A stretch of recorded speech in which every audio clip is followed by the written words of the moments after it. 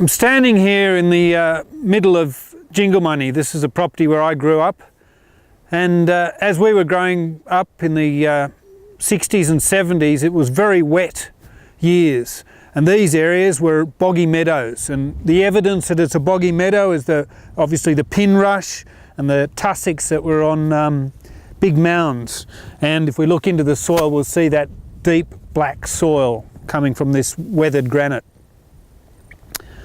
As this was a boggy meadow, the common thing to do in those days was to put a drain in, and to drain these areas because there was fluke problems, cows got bogged, and we couldn't get on here with tractors and vehicles to pasture and improve. The indicators that this was a boggy meadow are the pin rush and the tussocks that are on lumps. I mean, we're in the middle of a drought at the moment, but if we want to go into the soil,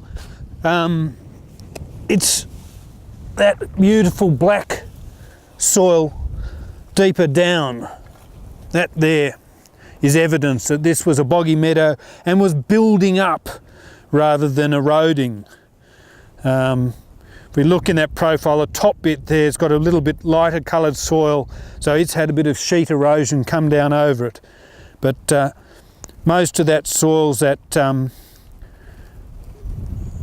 heavy black soil. It's a bit dry, but it'd make into a very clay rod if it had some moisture.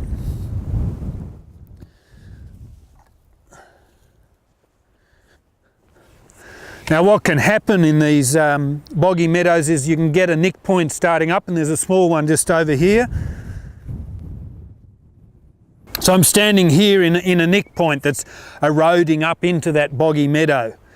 But unfortunately, a lot of the time in our wet years, these boggy meadows was extremely difficult to get across. We couldn't walk a horse across this country, let alone drive a vehicle.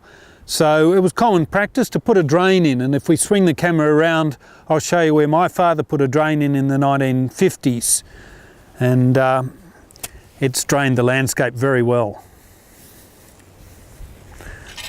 So that small ditch that my father dug up there in the early 60s has eroded away, and a series of headwall cuts have worked up this valley and have created a rather large erosion gully.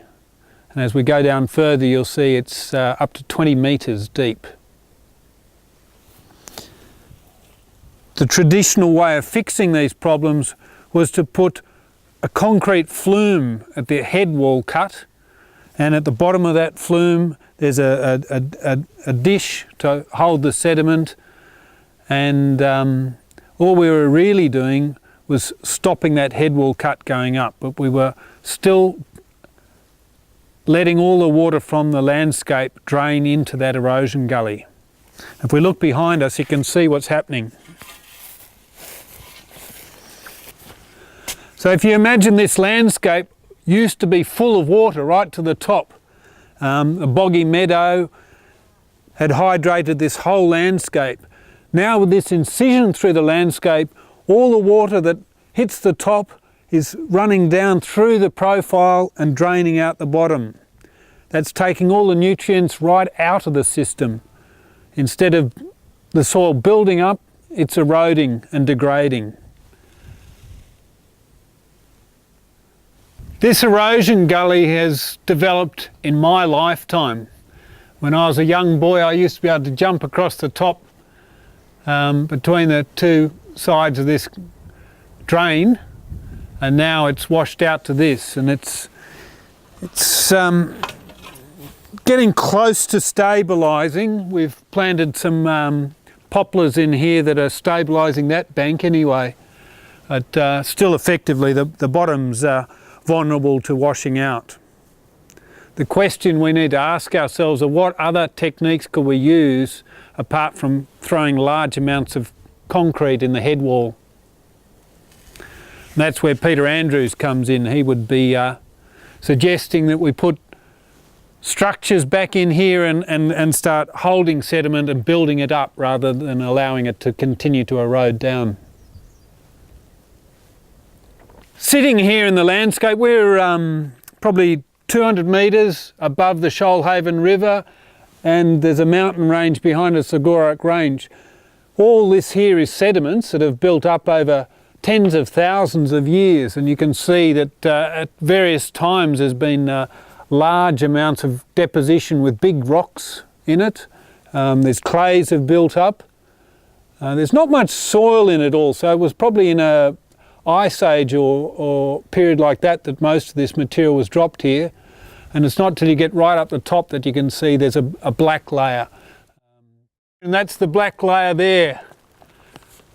An erosion gully higher up dumped that foot of topsoil on top of the boggy meadow, and there was a lot of sediment coming down, and my father dug that channel to drain this.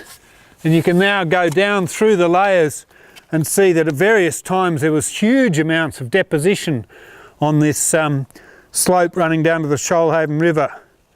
But we've now allowed it to erode and cut an incision right through all these sedimentary layers that are now draining the landscape.